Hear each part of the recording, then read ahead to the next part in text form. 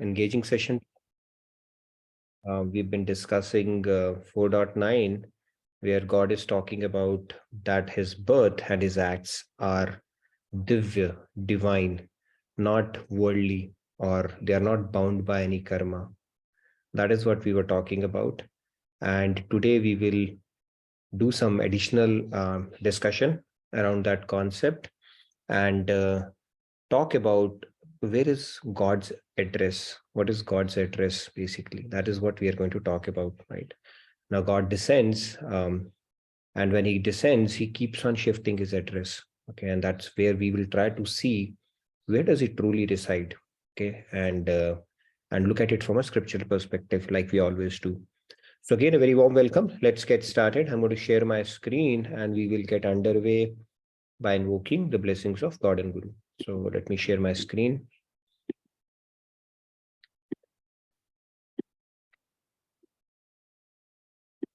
What's going on?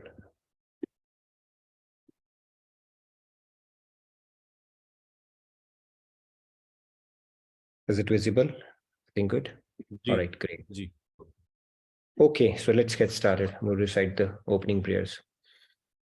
Gurur Brahma, Gurur Vishnu, Guru Devo Maheshwara, Guru Sakshat Parabrahma, Tasmai Shri Guruve Namaha.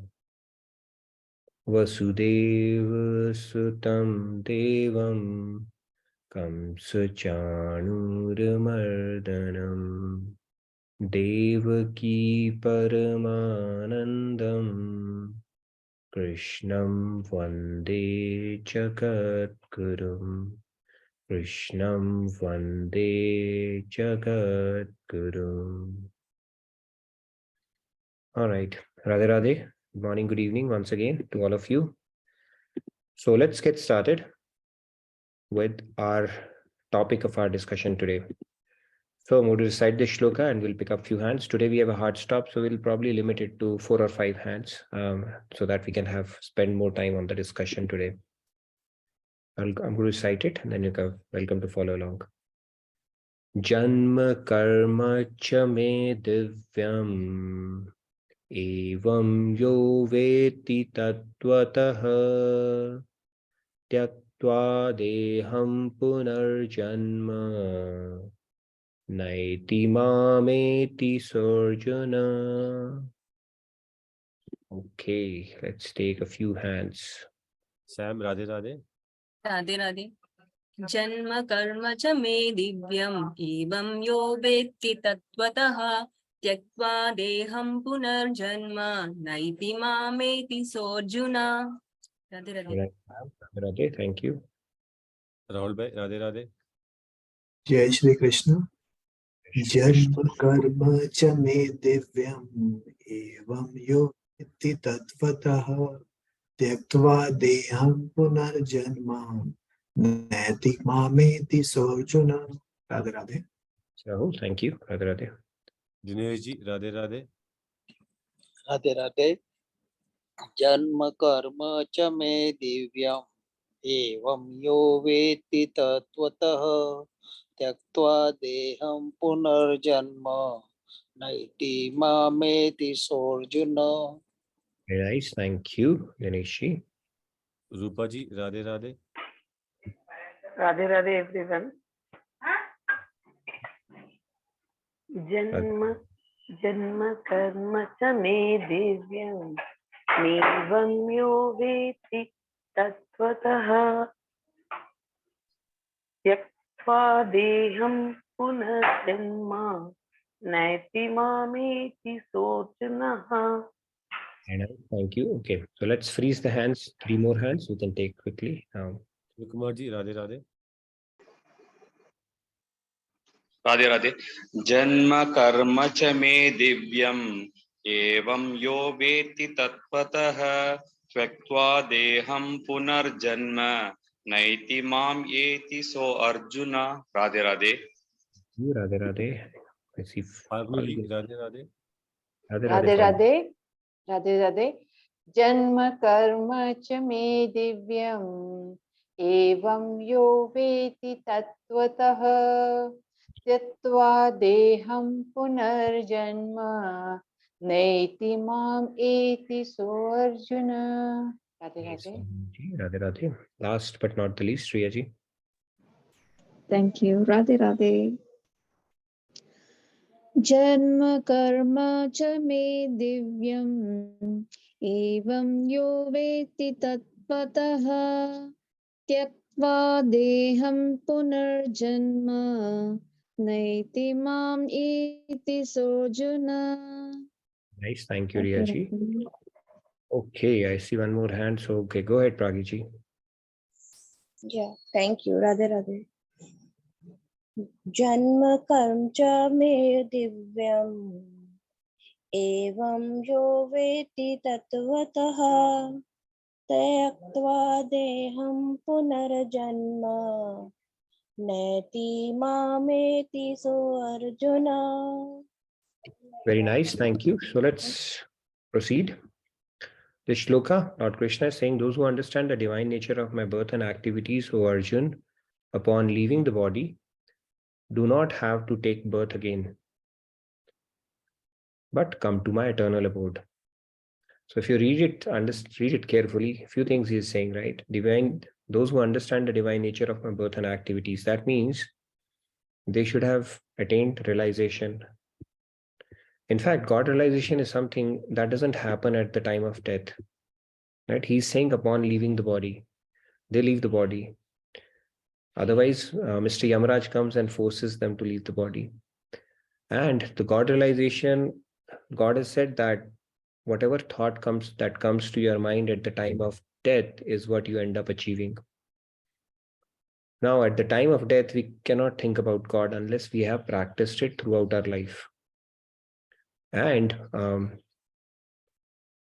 God realization happens during your lifetime. It is much before, not much before, before death at least.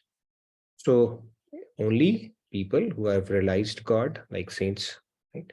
When they have done their realization, it has happened during their Jivan Kal, not at the time of death. And that is when they can leave the body and they've understood the divine nature of God, basically, even during his avatar Kal or descension.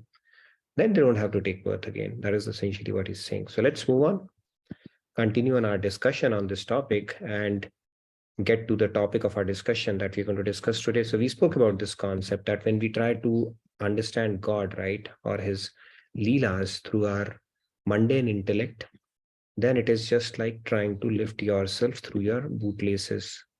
It's not going to happen because there is no basis. Okay, you cannot do that no matter how hard you try.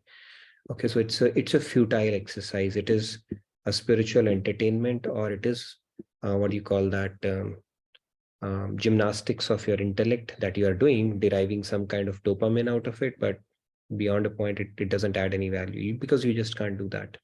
On the contrary, you may end up doing some spiritual transgressions by trivializing God's leelas or dissecting it in a way that is not appropriate for God leelas. You don't understand, and then you start trivializing it and start talking about it, as you would about any worldly subject. So it's a good policy not to do that. Just take the word of sadhu, shastra, and guru on the face value, especially when it comes to Leela, even though it may not be appealing to your intellect. Pending and subject, I mean, just put it on pending that, okay, today I'm not able to understand it, one day I will, okay, when I'm sufficiently eligible, in case that Leela is not making sense. Okay, so let's move on. Now here is a jail, right? You see the jail, prison house, and there is a guy in, suit and boot, well suited up guy there as well, right? So the point here is that a jail will typically have jail inmates, but at the same time, occasionally, if you just look at the scene, you may think they're all jail inmates, but occasionally even the jailer might come into the jail, right? Just to visit or to inspect. At that point, you can't mistake him or take him as a inmate itself. So Lord Krishna explains that merely because he's standing before Arjuna in the human form, he should not be equated with human beings. Okay. Because his activities and everything is severe. So the president of a country sometimes decides to visit the prison, but if you see the president standing inside the jail, right, in this thoughtful mood, for whatever reason, we cannot erroneously, we can presume that he's also a convict. Okay. And that is essentially what happens, because now in this particular case, he's in the jail merely for an inspection. So similarly, when God sometimes descends in the material world, but he's never divested of his divine attributes and power. It has not become any less. Essentially, the key message here. Okay. It could be the president himself who has visited that jail, or it could be the jailer, right? Who could be visiting that jail. So it has to be understood it in perspective. Hope it makes sense. Now Lord Krishna, he takes birth, right? We saw that yesterday we discussed it is not now if you simply go by stories, or go by that Krishna avatar took place like that, and you have not been exposed to the deeper knowledge that it is through his Yogamaya power he creates that feeling, while actually he's not hanging upside down in his mother's womb and it simply appears, right? If you simply go by that, he's taken birth, then of course he's eating, right? There are so many leelas. He's snatching the morsels from his friend's mouth, and that is what Brahmaji saw, and he said, this guy is eating, and that too not his own food, but he's snatching away the food of others. So if you just look at that leela the way it is from worldly intellect, what can happen? Then he's eating, he's also drinking. He would drink, you can call it eating, drinking as well, because when butter is freshly made, it's more in a liquid form, so you drink butter. Okay, he's drinking as well. If you look at it, Chach also he used to drink, right? He would dance to the tunes of gopis just to get a little bit of Chach, so he's drinking as well, and he's sleeping as well. Like there's a beautiful song, right? कौन कहते हैं भगवान सोते नहीं, तुम माँ यशोदा के जैसे सुलाते नहीं. So he's sleeping as well. And Narad ji used to wonder, what kind of good deeds Yashoda would have done, where Purna Purushottam Brahma, for whom the sages they worship and perform austerities for thousands of years, they don't get a glance of him. And here this mother is not only getting a glance of him, but also getting an opportunity to embrace him, cling to him, make him cling to him tightly every night. Okay, so that kind of a fortune Yashoda Maya mother had. And not just that, Krishna actually is throwing tantrums that why are you not picking me up in your lap? Okay, there's a beautiful Leela where Krishna starts throwing tantrum that, she's feeding him, and then the milk is boiling over and she had to run to take care of it. And then he started throwing tantrums that how could you leave me, just because of some house errand that you saw. That is the level of bliss God is giving. So, and he's doing all those acts that we all people do, right? So if you look at it from a worldly intellect, then what happens? People will think that non-believers, they argue that Lord Krishna, he was born like rest of us. He ate, drank, slept like we all do, so he could not have been God. Okay, this is what happens when you start dissecting God's leelas like that. So Lord Krishna is emphasizing there's a difference between soul and God, and stating that although he descends in the world innumerable times, he still remains omniscient, unlike the soul whose knowledge is finite. Okay, so there's still a difference. His karma and his jan both are divya. So this 4.9, you can etch it in your memory for reference whenever somebody starts dissecting and putting question mark in God's leela. Say 4.9 janma karma cha me divyam.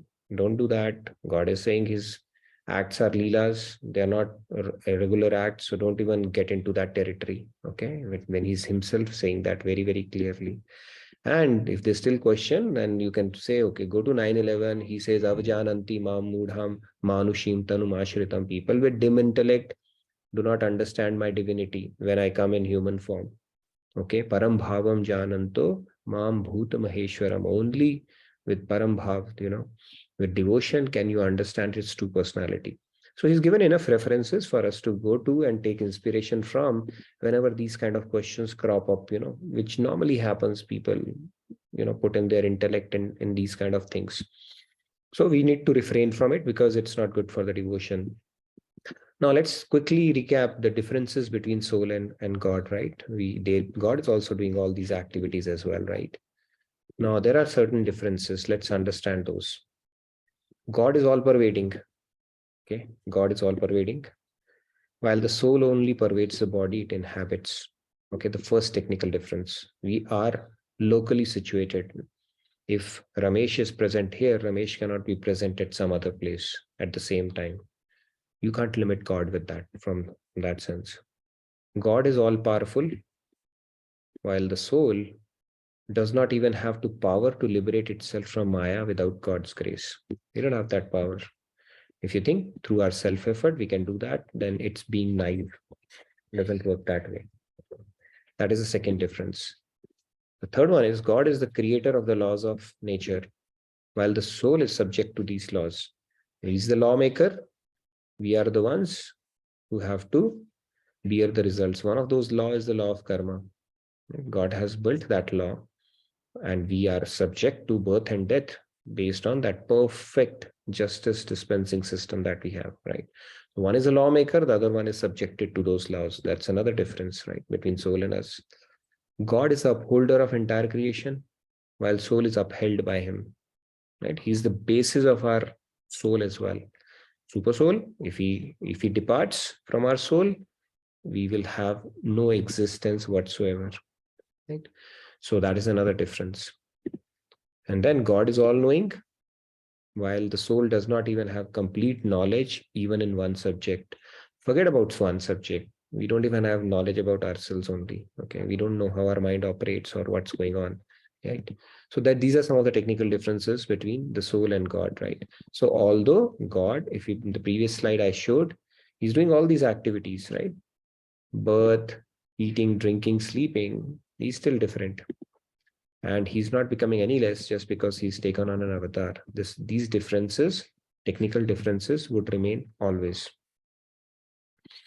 Okay, so then the question comes up. That's what we are going to discuss today. Address. What is God's address? Where does he reside? Where does he not reside, right? We say, but he keeps shifting address. We'll see that. And this is what we're going to talk about today. So let's get started then.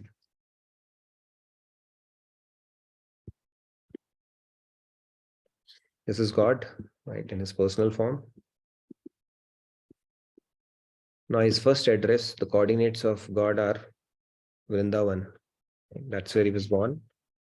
He picked up that particular place, right? When the CEO of the world, I would say even the owner of the world would come in, he picks up a location, and we are fortunate enough that it had happened to be somewhere we can actually go so easily, and we have heard about it since our childhood, right? In that sense, we are fortunate, right? So he chose Vrindavan 5,000 years ago to take birth in.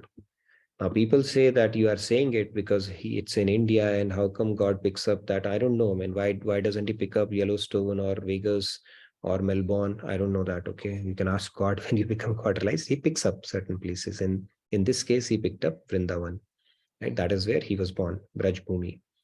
Now, because he chose to be born in India does not mean Krishna is Indian. Okay, that is also an important concept to understand. Sometimes we have proprietary over Krishna saying, hey, Sanatan and he's Hindu. And no, he chose to be born in India doesn't mean he's an Indian. He's universal. Okay, in that sense.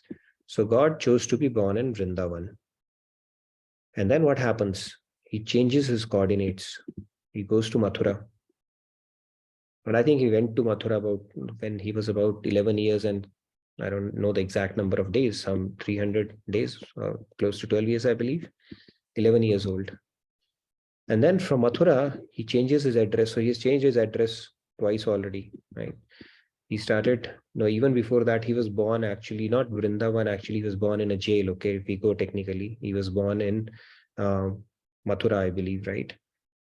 So That is where, but he was raised in Vrindavan, and that's how his coordinates kept on changing. And he goes to Mathura, and then he goes to Dwarka. Again, he changes his coordinates, right? Dwarka. And then from Dwarka, he goes to Kurukshetra. Okay, I'll tell about that now. So he changed all this stuff. So if you look at all of these things, actually, 11 years, at the age of 11, he went to Mathura. And then he gave about 100 years of yog to all the Brajvasis. People who used to love him so dearly, he gave them 100 years of separation. Brajvasis, Gopis, Radharani as well, 100 years of separation. And so once at the time of solar eclipse, they said that, okay, now we are going to meet Krishna. So everybody went to Kurukshetra, which is called Brahmakund, to take snan. And then that's where the Gopis, Radharani and Brajvasis also went to Kurukshetra. Say, we are going to see our dear Krishna.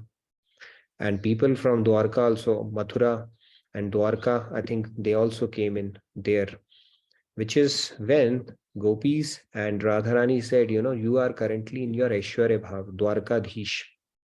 And we would like to see you as our little Krishna, the Krishna whom we had blissful time without your Aishwarya Shaktis, like which when he became a king, of course, he has to follow certain protocols and stuff like that. So they requested him to come to Vrindavan. And Krishna, who was around with, Baladev, Balaram and Subhadra, he obliged. He said, sure, let's do that. And Gopis and Radharani and pretty much all the Brajvasis, they put them on the Rath and started pulling him from there, which is popularly known as Rath Yatra. And today is June 20th, right? It is Happy Jagannath Yatra Day. Right. So if you look at the distance between Vrindavan and Kurukshetra, it is about, I think, about 333 or so, triple Nelson, they call it. That distance is there. If you go from NH44, it will take about 5 hours for you to reach. Those days, there was no highway. So you can imagine the amount of effort they would have put in purely out of love to get Krishna, Subhadra and Balram all the way from Vrindavan to Kurukshetra. And that happened after 100 years. Right? So it said that when Krishna gives Viyog is even higher than Siyog. But so in this whole Leela, which actually is celebrated as Rath Yatra, right? He changed his postal address so many times. And Chaitanya Mahaprabhu, when he did his Leela in Radha Bhav, his incessant love for Krishna. So during Rath Yatra, what happens is, before that, there's a Snan Yatra that happens where you give bath to God. So Jagannath ji is given Snan, and then for 15 days he has temperature. Okay, that Leela, he says, okay, now I have temperature because you gave me cold water bath. So there are no darshans for 15 days. Right? So they take Rath, after those 15 days from Jagannath Puri to, there's a temple called Gundicha there. Okay. But for those 15 days, no darshan whatsoever. So Chaitanya Mahaprabhu, about, some distance away from that temple, because there was no darshan, but there he lied down on a stone. And when he lied down on a stone, that bhav was so strong that the stone melted. And even today, you can see the imprints of his body in that Viyog bhav. That temperature was so much that, those imprints were formed on that stone. And same thing happened when he looks at Jagannath Murti, the deity. He doesn't go too close. He would not go too close because the Chaitanya Mahaprabhu avatar was in Radha Bhav. He wanted to see, even Lord Krishna does not know the depths of the bhakti of Radha or the virah that she feels. So sometimes he takes on an avatar like he did in Chaitanya Mahaprabhu's time to feel the depth of that virah. And then the Chaitanya Mahaprabhu would not even go close to that deity, because if he'll go close to the deity, he may find certain imperfection. It's like, right, you see the face very closely, we say, oh my God, this person looks like this. From distance, this person looks so nice. So Jagannath, he had a certain bhav for Jagannath ji, and he said, I'm not going to go too close. If I find some truti or some imperfection, my bhav may get distorted. Right? So he would look at it from a distance, and even while he's looking from a distance, the temperature of his body would raise so much that, where he would put his fingers, those imprints are there as well. So that is how his bhav used to be. So if we look at it, God is changing his address time and again, right? Does it mean that wherever he's localized, that is where he resides at this point? Not necessarily, right? We, like in the previous slide, we saw the soul is localized, God is not. He's omniscient, is all pervading all the times. Rahul, you had some question? You wanted to add something? Yeah, I think the same question was there from Surendraji, that does God not reside in every soul? True. So God is God, right? So he's reside. There is no place where he does not reside. We spoke about, and we're going to talk about, right? Where does he reside? So let's take that. He's changing his coordinates. We see that even in this world, we have different coordinates, right? There are places which are called Greensville, Stoneville, etc. Depending upon whether you are in US or in UK, everything place has it some kind of a place address, right? That people normally refer to. And like in India, if you look at it, there is Pur, we talk about, right? Nurpur, Kanpur, Bilaspur. There are so many Purs there. So where God resides is called Urpur. He resides in our hearts, like Surendraji pointed out, right? He resides in our heart. But then the next question is, if he resides in our heart, in everybody's heart, and pretty much in all the entities, right? In Kathopanishads, they say that Isha, no, they basically in our scriptures, they say Isha Vasyam Idam Sarvam. God is basically residing everywhere. There is no place where he doesn't reside. But more specifically, he resides in Ur. Ur means our heart, Urpur. That is his address. What kind of Ur? A devotional, purified, clean Pur. Okay, which is devoid of all the impurities, material impurities that we carry. He's still residing there, but he doesn't manifest because it is still unclean, right? It's hidden. And the day it is clean, the job, basically the heart has become clean, he'll manifest himself. So God's address is actually, I think it's in Ramayana, where he was asked, he asked Sage Valmiki, where should I go and reside? And I think he answered that, God, by the way, is there any, first of all, tell me, where is it that you don't reside? But still, because you are doing this Leela, and it's my duty to tell you, because you're asking me, I'll tell you, you go and reside there, but reside in devotional hearts. Okay, you please reside in devotional hearts, and God's, of course, resides in devotional hearts. So if you have devotion, if you have purity, you will start experiencing God, because he's already seated within. It's not basically he's closer than the closest to us. Okay, that is where the position of God is. And he's also called Dashanguli, because even though he's so close, he's still hidden from pretty much everything. It says there's always a distance of 10 fingers between everything and God. That bridging of that gap happens when the thing becomes eligible to, see that thing, right? So even though God is permeated Maya, but he's untouched by it. Even though God is seated within us, but still we don't perceive him. So it says there's always a distance of 10 fingers from God. His other name for God is Dashanguli as well. One of the interpretations is he's there and yet away from it. He's in Maya, but yet not tainted with it. He's residing within us and still we don't perceive him. So that distance will be bridged when the vessel or our antakaran is purified. And as it keeps on getting purified, that perception will keep on increasing as well. That realization will keep on increasing as well. We do feel it from time to time, right? In form of inspiration, or when God inspires us to help somebody, chooses us as an instrument and stuff like that. Those kind of things, right? There's a saying in English that when God, when, inspiration is God choosing to reveal himself, and coincidence is God choosing to remain anonymous, right? But more often than not, God remains anonymous to us. Our address is wherever we stay, right? But God's address is pretty much everywhere. But more specifically, he resides in a beautiful, devotional, clean heart, is essentially what our scriptures tell us.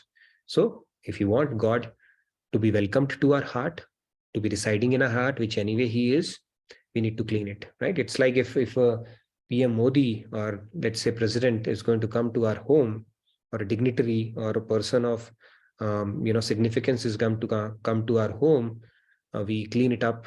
We clean up our drawing room, we deck it all up, and make it very nice to welcome him. Same thing, if we have to hold God in our heart, we have to clean our internal drawing room, right? Deck it up with internal adornments, of Devi Gunas that God talks about in Bhagavad Gita. Put it with forgiveness, honesty, lack of bitterness, anger, giving up, letting go, all the virtues that God talks about. That is the cleaning job that we have to do. That is something which is in our heart. And when we do that, we are getting closer and closer to God. When we don't do that, we are dirtying ourselves from inside. We are going further and further away from God. So the choice is always with us at all the times. Yes, Shwetaji, you wanted to add something?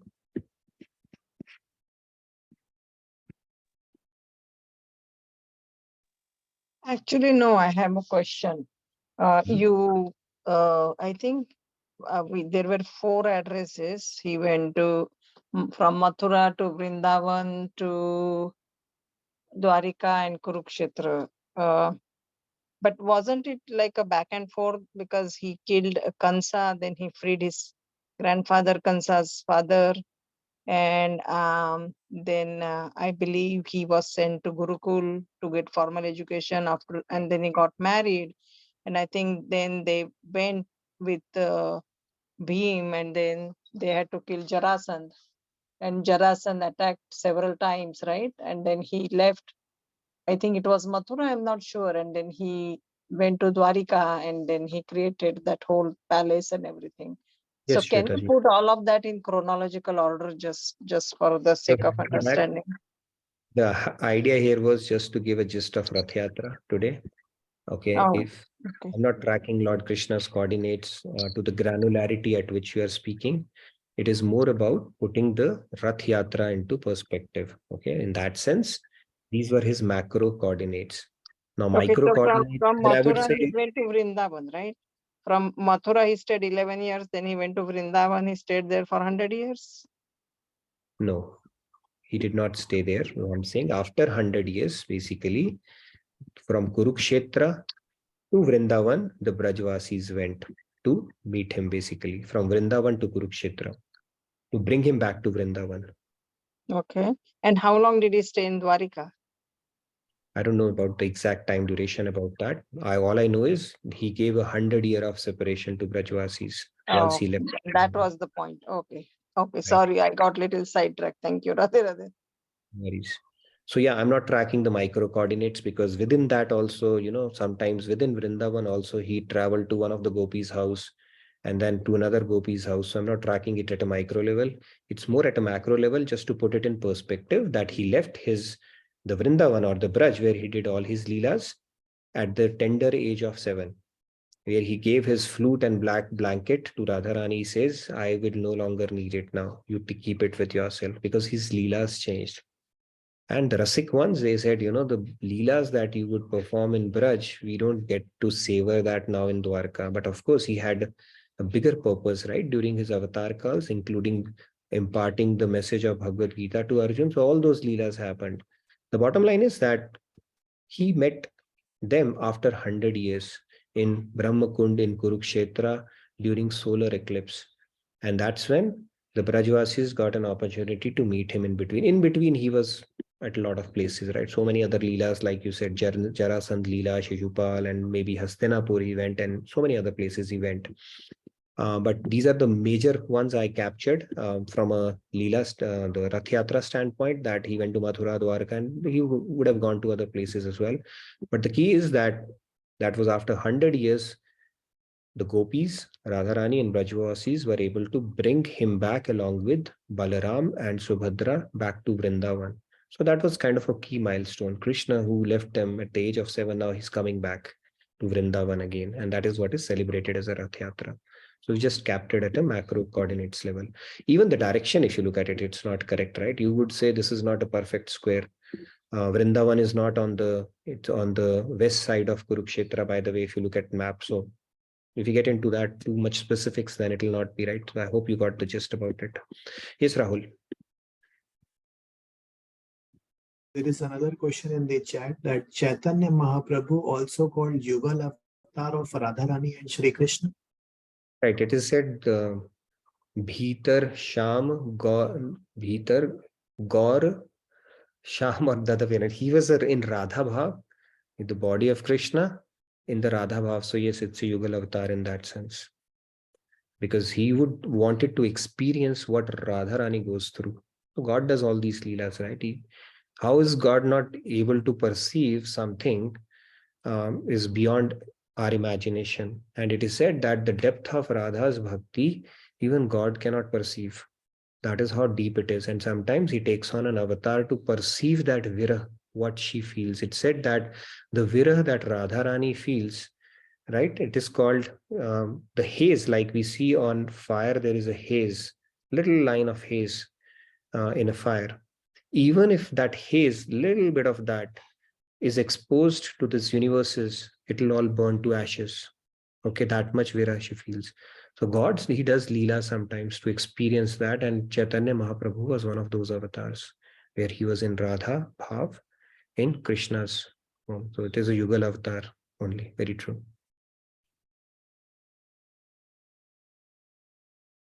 Bhitar Sham Gaur Bharate, there's a bhajan, right? Bhaj Gaurango, Bhaj Gaurango, Bhaj Gaurangir Namare. So Gaurang Mahaprabhu is basically about Yugal avatar only. That's very truly pointed out. Thank you. Yes, Lakshmi ji, wanted to say something? Radhe So that- Radhe. Yeah. You mean to say the journey between Kurukshetra and Vrindavan to get back Balram, Sri Krishna and Subhadra to back to Vrindavan is Rath Yatra? That's right. That is what Rath Yatra is celebrated for. Okay, okay. Because And they one more question. brought them on a I rath don't and know pulled whether them it's- actually. Sorry? Yeah. One more question is, I don't know whether it's right or wrong. Why there are big eyes in the Jagannath's idol? The hands are open up. It's showing that just to receive us. God is asking us to come towards Him. But why the big eyes are there? Is that has any importance? So maybe somebody can tell that story. I loosely remember that story. So I think Krishna, his leelas of, when he was with Balaram and Subhadra, I think they were there, and I think Rohini mother, she was telling about his Lala's pastimes, right? Some of the secret pastimes. She was narrating that story. Okay, I think to gopis, what Krishna used, not gopis, but I think maybe somebody can correct it out. But when she was reciting it, I think she had closed the door, but Krishna eavesdropped. Okay, but when he came to hear about that story, he came in Jagannath Bhav, his eyes widened and he froze, kind of deal. Okay, that is what that deity is, right? So those leelas were so many rasmay that he got into that bhav. Okay, Jagannath Bhav. On hearing, okay, these were his pastimes, and some of the most intimate pastimes and all, which Mother Rohini was reciting. Somebody can correct me or add more color to it. He got to listen those, and that's when he came in Jagannath Bhav. And that is where that deity is celebrated. And I think they also froze. The other two deities, right? You see, I think Subhadra and Balram also froze on seeing Krishna freezing, because they could, when you recollect some memory which has very strong, you have certain, your body manifests certain things, right? You say, I get goosebumps. So that is God's goosebumps. Ashta Sattvic Bhav is when God gets goosebumps, he gets into that form. And that is what becomes a deity then, right? And that is how I celebrate it. You can check out that story. I can probably bring it with more specifics around it. Swamiji narrates it beautifully. Okay, I cannot add that much of rust to it, but I gave you a short description of that story. Few hands I've seen raised. I think they can add more color to it. Sandhya, Radhe Radhe. Yeah, Radhe Radhe. Thank you so much, Nitinji, for bringing this up. And yeah, I actually learned this today only. So yeah, Rohini Maiya only. And it was the wives of Sri Krishna. They Wives, used yeah. they used to hear him say Radha Nam in the nights, and like remember gopis. And so they were very, very curious what is so special in the Braj people that Krishna can never forget them, and even in the night he keeps thinking about them. And that's when Rohini Maiya said that, yes, I will tell you, but I cannot let this go out to Krishna, because otherwise he'll be very upset. He will again go to that bhav state. And that's why they had closed the door and everything and made sure that no one comes. In fact, Subhadra, I think, was the one like gatekeeper. She was in between and making sure that he doesn't come and listen. But yes, he came to here, and that's when he went to the Mahabhav state and his eyes opened wide open. And that was very beautiful. I loved it. Right. And there's a Leela for these queens. These queens, they got to meet Radharani for the first time, in Kurukshetra. And they used to ask Krishna what's so special about her. And then, when they met Radha, they served her milk in carelessness or otherwise. It was very hot. Okay. And she drank it.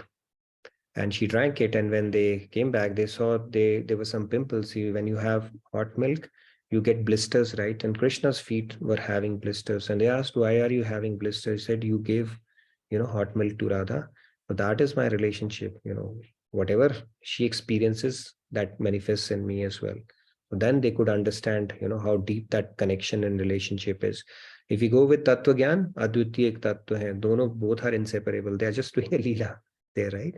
So they do all these kind of leelas, right? That is the beauty of the path of devotion. Although you are God realized, you still get to savor all the dramas that we do at a very high level, at a very sophisticated, high and a pure level. So we like to play ghar ghar here, right? And we enjoy our own melodramas that we create with people, imperfect people around, Mayadhin people around. God says you can do all those dramas there as well, at a much higher bliss, at a much more perfected and a pure level. So you can continue to play ghar ghar there as well, all those things, but at a much sophisticated level after you have realized God at a pure state, not tainted with your, petty self-interest kind of a deal. So those dramas keep unfolding there as well. There's politics in Golok also, they say, right? Chandravali and all what they do. So all that stuff happens, and that is the beauty of path of devotion, because now you are no longer under the clutches of Maya, and still you are able to enjoy that. If you are Brahmalin or Moksha, done deal. Nothing. There's nothing to be done after that, right? Na rahega baans, na bachegi bansuri. So that's the beauty of the path of devotion. By the way, tomorrow is International Yoga Day, right? Not Yoga Day, I'm saying Yoga Fest, International Online Yoga Fest that we are celebrating. So as part of that, we'll do a special session. What is true yoga? So look out for that. We'll talk about that in more detail. Yes, let's see a few more hands. Tarun ji, Radhe Radhe. Radhe Radhe. I just would like to add few things on the Jagannath ji. So one of the thing, it is considered as the true live deity of the god. It is considered that the live heart is inside. There is still one of the stories that every 15 or 19 years, when the deity is changed, means the wood from which it has been made, they got changed. That happens when there are 2 Purnima in the Ashad month. And at that time, it is considered that there is a live Brahm Padarth inside the deity. So that gets transferred. And the way it is transferred, that the person or the spiritual guru who is doing this keep their eyes closed, because they cannot see that. So that live Brahm Padarth is transferred from the old wooden deity to the newly wooden deity. And so this is considered as the live basically deity. One thing is that. Second thing I remember regarding the big eyes or the of the lords, what I remember is that so this 100 years of yoga which Radharani and Brajvasi and Gopikas were experiencing. So what I heard, that they were experiencing extreme of the Virha Agni in the Nidhivan. That was like, and when the Radharani in that Virha Agni was about to leave her body, the Krishna got fainted at Dwarka, and then Naradji and Uddhavji came and instructed to take to basically revive the Krishna, and then he spoke about Krishna, and then the Raths came. And then looking basically when they arrived at that Nidhivan and looking at the Virha Agni, their eyes become so drenched into that situation that the eyes got too big. Yeah. Sure. Thank you. I could Thank not you for correct it correctly, but yeah. Yeah, I think we got the gist of the story though, right? I mean, it was something that was being narrated. It was supposed to be narrated in private, right? Some of the Leelas of the Lala of Rohini and Yashoda Maiya. So Rohini ji was narrating it to the queens who were very inquisitive about it because they did not get the Brajras, right? We know that even within queens, they were 50-50. They were Samanjasya Rati. So 50-50, 50% love for Krishna, 50% love for them. Right? There was a Leela that Naradji enacted where, Krishna enacted to tell Narad about them, right? He said, okay, I'm having a very severe headache. And then, then he started enacting that Leela and they said, the only thing that can cure is the foot dust of one of the devotees.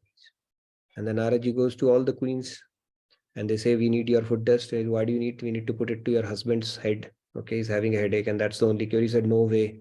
If we put it, we'll go to hell. Narak. Immediately that thought came, how can we put our feet to, something from our feet to our husband's head?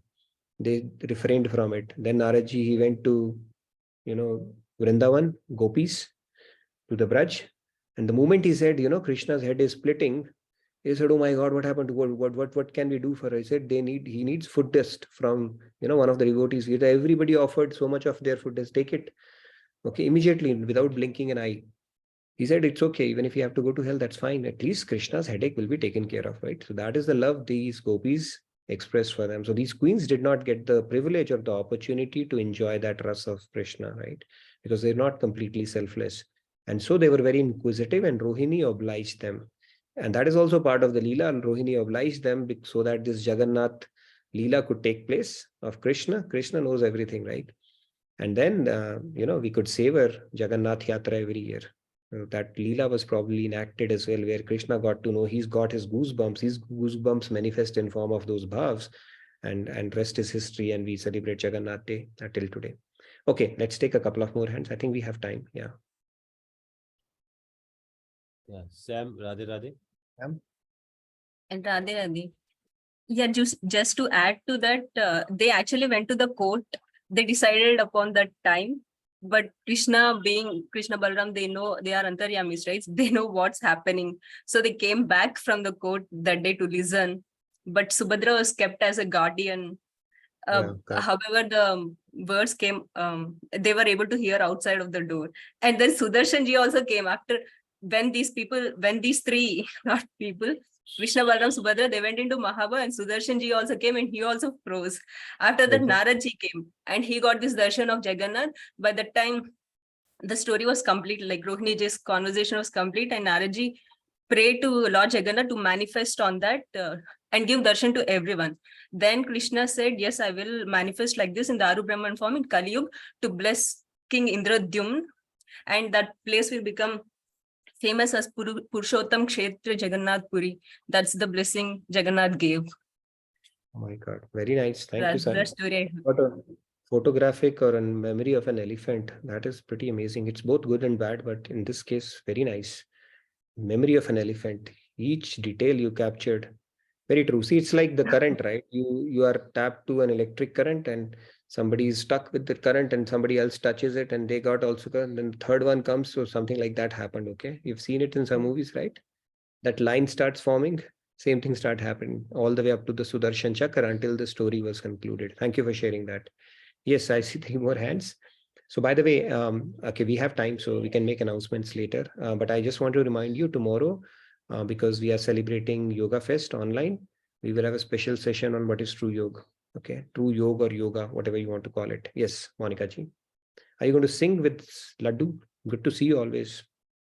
In the meantime, there's a question, Urvi. Is this Subhadra ji different from Krishna's sister who got married to Arjuna? No, I think it's the same. Okay, fair Same. enough. Thank you, Zuma. Krishna made his sister, told her sister to run away with Arjun, okay? He said, if Arjun, you make her run away, then my brother will have a problem. But if you make him run away with you, nobody will have a problem. So Krishna avatar was pretty full form avatar, right? He broke all the boundaries and put everything into perspective and revealed his true nature. Yes, Monica ji. Monica ji, Radhe Radhe. Radhe Radhe, everybody.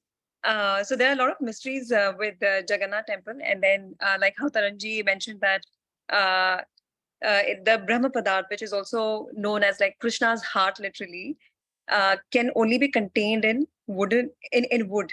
No other metal can contain it, which is why they change it every year. And then the colossal chakra above the dome of the temple, right? There's no shadow of that at any time of the day. There's no shadow, and a lot of scientists are trying to find out a few more things. Like, so there's I think there's a sea just outside the temple, but then when the moment you step inside the temple, you cannot hear the sound of the waves. And then also since 1800 years, they have been changing the flag which is there on the dome of the temple every single day. One saint climbs, and it is almost like 45 stories building. He climbs every single day and then changes that flag. They say that if he doesn't do that, then the temple will close for like another 18 years.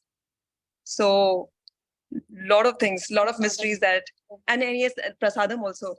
So the prasad that they make, even if there are like 20,000 devotees or 2 lakh devotees, it never goes waste. And the way they make it is like they keep 7 containers one over other, and then they cook it, but not even a single grain goes waste.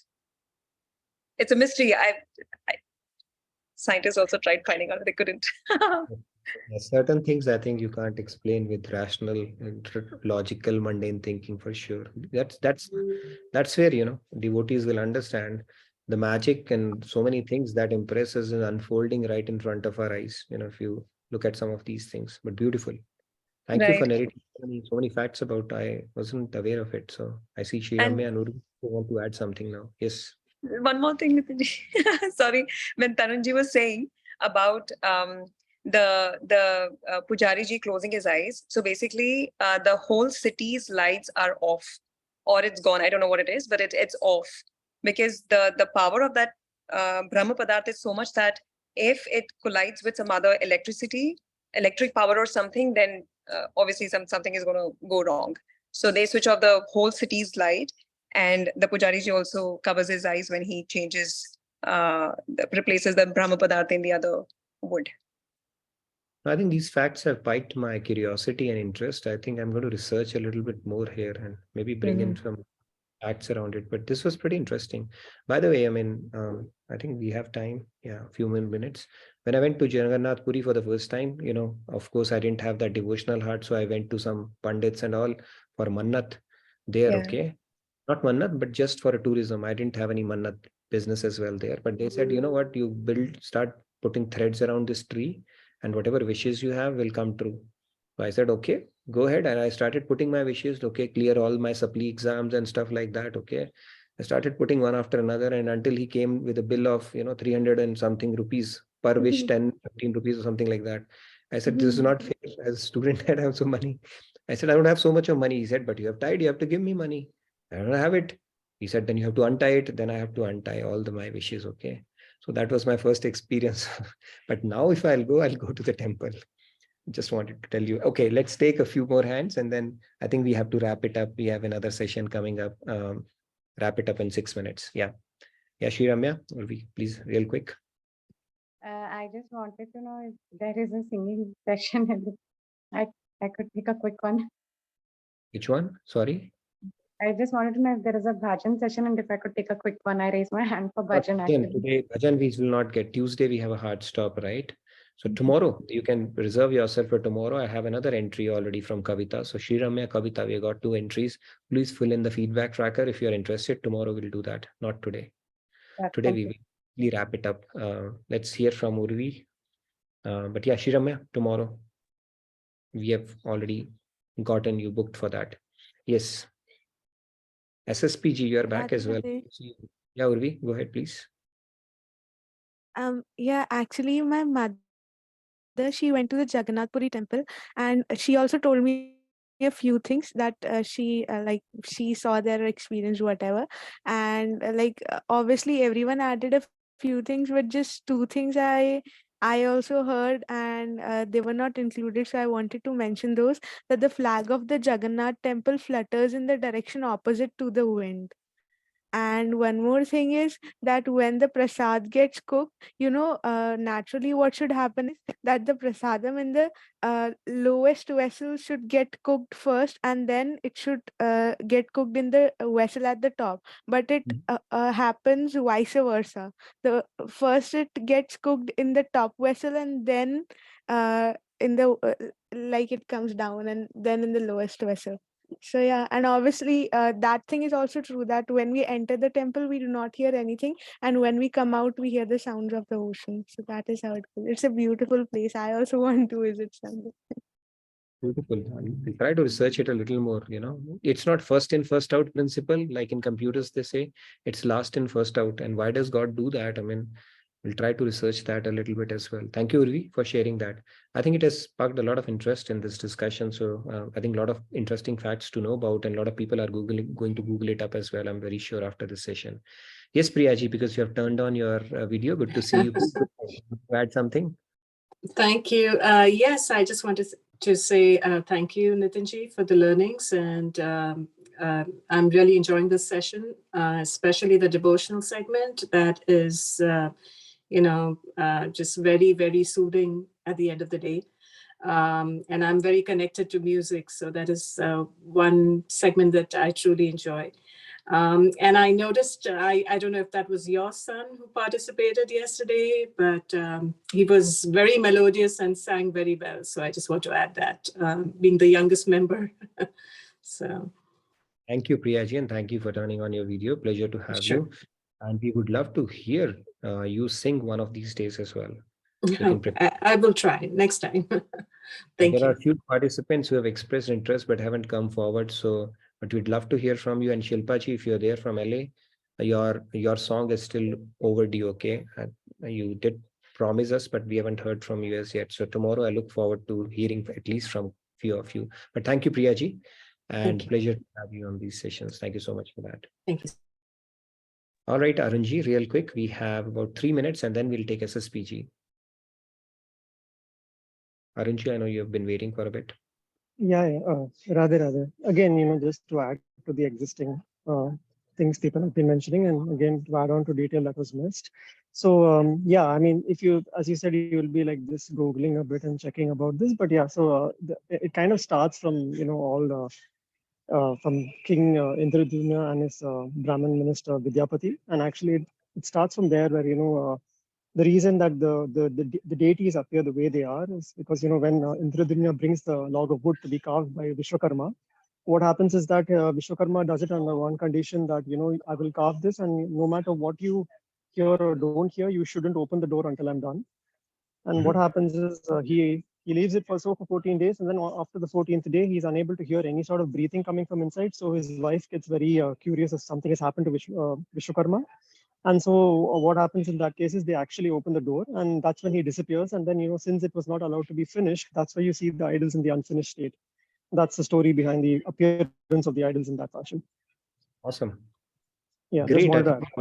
Thank you so much, Arun, for adding that. I'm sure we can have a pretty good discussion on this topic where people can add in all the facts that they know about Jagannath Puri. So awesome discussion. Thank you so much. I think we have a minute. SSPG, you wanted to do something real quick? You have less than 60 seconds to wrap it up. We have another session coming up. Okay. I want to tell about the prasadam in the Jagannath Puri temple should not be thrown out. It should be, once what happened, there is a pandit called, I think the name Subramanya Swami, I think. He is the powerful pandit in that Orissa area. So he went to the temple and he was taking in the leaf, that is the Vishnu, where Vishnu sleeps, what is the banyan leaf, I think. He is eating. Then some other pandits, they want to tease him and they came near. What is that you are making? Engeli means you should not eat in, they were telling, you should not eat in that leaf you are eating. Yes. Then he got an... Real quick, SSPG, you'll have to wrap it up in another 10 seconds. Because it goes some more time. No problem, I will tell say other time. You can put the story on our portal or we can continue on that story tomorrow. But thank you so much. I would hand it over to Sunil Bhai and Ajay if you are there for the next session. So thank you, everybody. I look forward to seeing you tomorrow. we'll have a yoga special session, like I said. So Radhe Radhe from my side. Good day, good evening. Thank you. Bye. Thank you, Rahul ji. Thank